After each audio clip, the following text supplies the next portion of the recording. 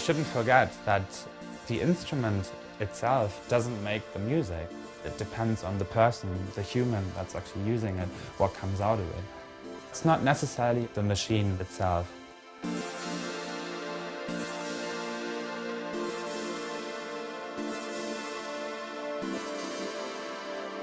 Welcome to Electric Independence.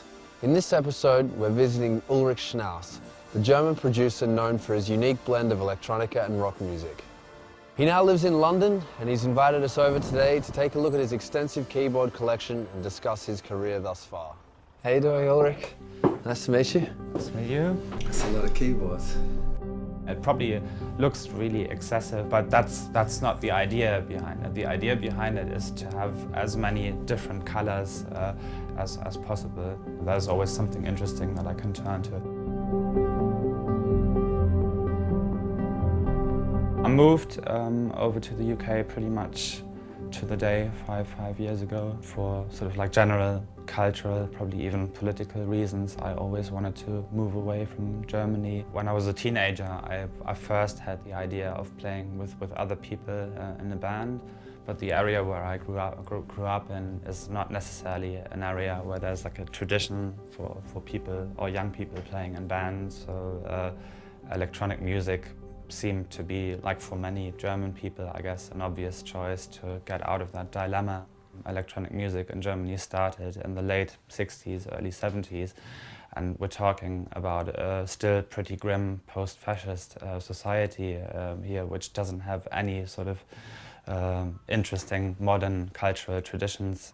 When I discovered Tangerine Dream, that was sort of like an awakening moment for me, and I realized that what I would like to do musically, what I would like to achieve, I would probably be able to do using synthesizers.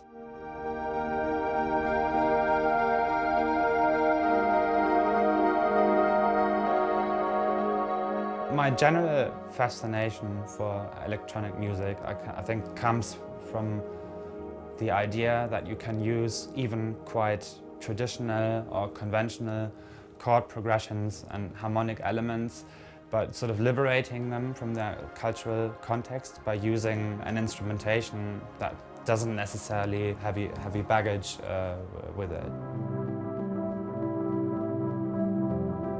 The very first step was getting like a Yamaha, which had like a little 8-track sequencer inbuilt, and you could just basically arrange some really simple pieces using the presets.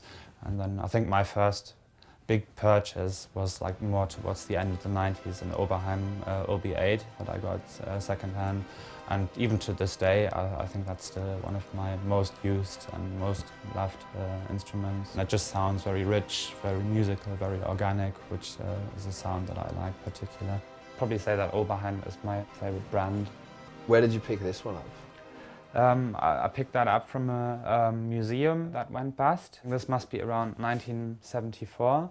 Oberheim 8-voice. It's definitely the most powerful Oberheim. I think more common is the monophonic version, which is basically one of these modules, the SEM. And this is 8-voice because it has 8 separate modules. Yeah. With this kind of setup, you can obviously modulate the pulse wave of every single oscillator differently on every module, and you get a whole different dimension because every module varies slightly.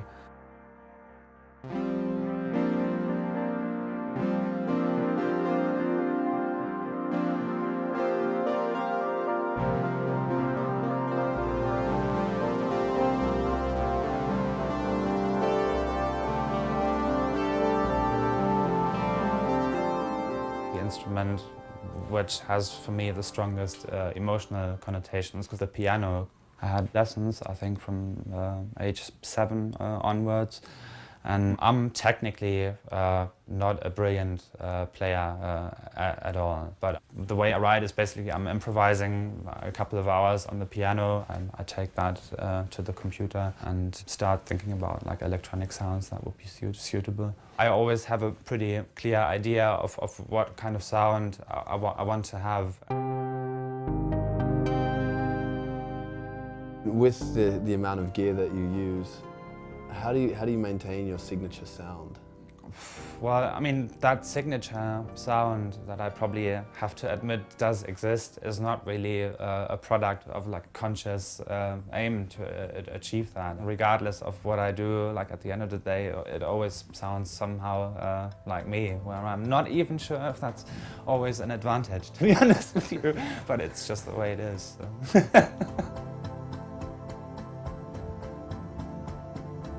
I think if you use effects, it gives it a bit of an otherworldly quality. There's more space to come up with your own ideas. For the last record in particular, I wanted to have like, kind of like an effect like if you put your head underwater in the bathtub and just everything sounds quite muted and you're almost like, I don't know, pushed down into a different way of listening to stuff.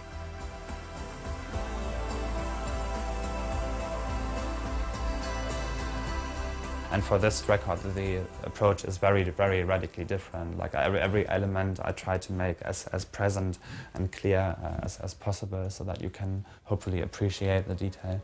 I just generally wanted to go for a sound that tries to focus on the synthesizer as a musical instrument that can create lots of different colors.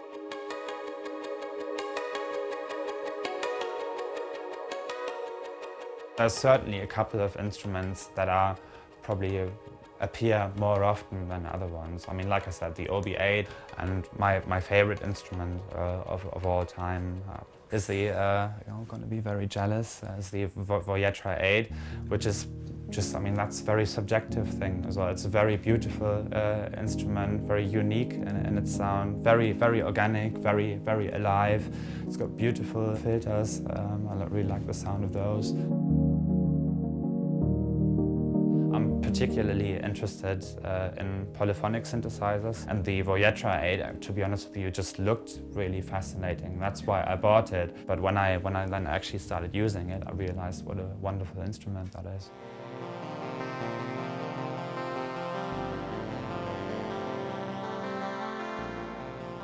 I think electronic music has basically lost its innocence and that charm of the early days. But that's not necessarily a bad thing, because the good thing about it is that these days you don't have to just turn on some machine and blinking lights come up and people are impressed. You actually have to do something that has a musical value. Just like it's not enough just to pick up a guitar and you know, do whatever. You have to do something that people somehow can relate to and that emotionally moves them.